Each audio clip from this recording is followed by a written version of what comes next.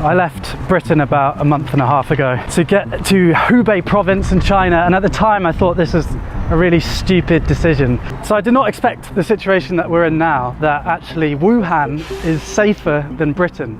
How has China taken control of this crisis? Well, I've been living in Shanghai with Wuming for the last 3 weeks. I want to show you a bit of an insight into life here in China at the moment, and in particular 3 things the Chinese government have done to control the crisis that I think would be pretty hard in Britain. It's not all sunshine and daffodils. I'll talk a bit about the darker side at the end of the video. The Chinese government collect an immense amount of data about their citizens, and they're using it in novel ways to tackle the coronavirus.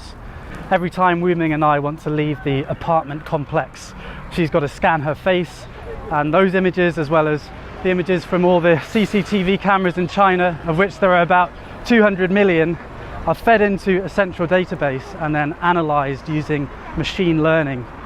So it means basically if you're in sight of a camera with about 5 on this crossroads, then it's likely that the Chinese government have analysed your face and know where you are. Another big source of data is the WeChat app. You might have heard of it. So that's WeChat. It's social media and your debit card all rolled into one super app, which is really convenient, but obviously also tracks.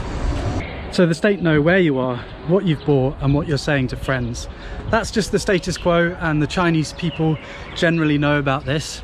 The images you see are actually from the state media. But they're using this data to try the highest tech epidemic control ever attempted. So if you get ill in China and you go to a hospital, the hospital will register with the authorities, and the authorities will pull your name down from this big database. And they have an algorithm that will be able to tell you all the different places that you've been in the last 14 days and all the people that you might have been in contact with. So the bread that you bought with the WeChat app, the baker now will be notified that they have to self-quarantine for 14 days. And the people that you were next to on the flight, they now have to self-quarantine for the next 14 days. Every single citizen has a code, red, amber or green. I guess you are yellow. Why? Why? Because you come to Shanghai, not have 14 days. I'm a green. Safe. But if I'm yellow, shouldn't you be yellow? No, just you are yellow. Maybe next week you are green. Good. Some city only green. You can drive car on the road. If the other colors you can't drive on the road. Yes. This does seem to be working because you can identify and contain hotspots before they get out of control. And it means that people can continue working if they're not at a risk of contamination, and then self-isolate if they are. We're in Shanghai, which is about 500 kilometers away from Wuhan, and the city's been locked down for months now. I mean, it's beginning to come back to life a bit.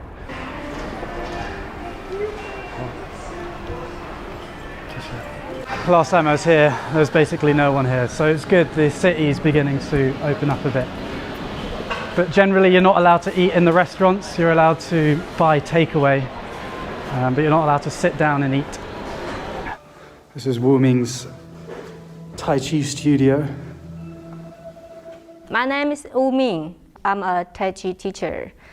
This is my Tai Chi school because virus, so we can't teach our student. I don't know when we can open the door and welcome my student. Maybe next, maybe month. So I'm wait. Somebody give me repeat. The crisis has been a massive cost to the Chinese economy. They've taken the hit early on and hoping to reopen now most of the country. Every single person that comes into China now has to self-quarantine for 2 weeks. So every day I had to fill in this grid with my temperature. I'm just doing it now.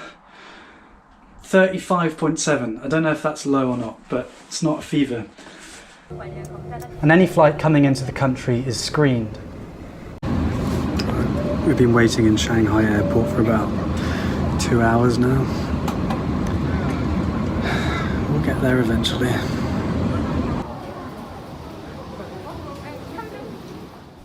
Compare that to Britain, where many flights left Italy, the centre of the European outbreak. On arrival, not even temperatures were taken. Controls were even tighter in Wuhan and Hubei, where you basically weren't allowed to leave the house, and you could only drive with a special permit. It's been the most aggressive disease control attempt ever in history. And it does seem to be working, because if people stay at home, the only people they can infect are their families, and then the transmission of the virus stops.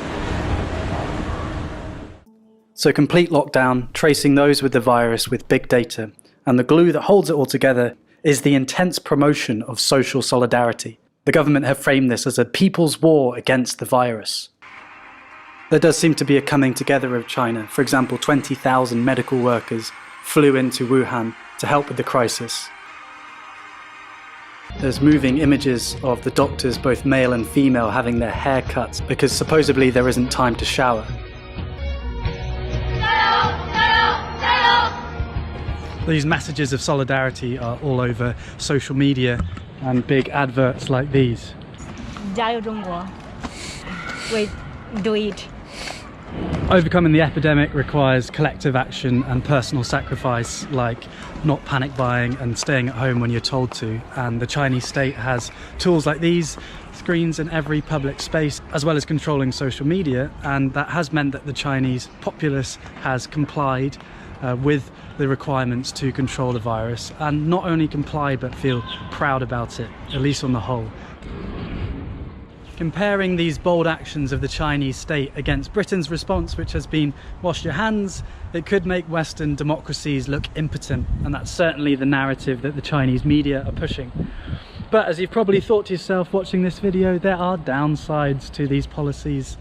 I'm not going to talk about them. I'm in China to share their ancient philosophy and Tai Chi and all these wonderful things about China, and I don't want to risk anyone around me.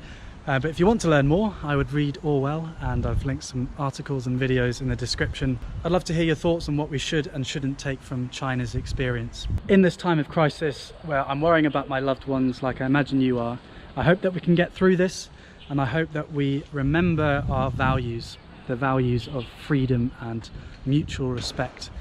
Historically and today, these aren't the norm, and so they're precious. Thanks for watching. I will see you when I see you next. Mask back on.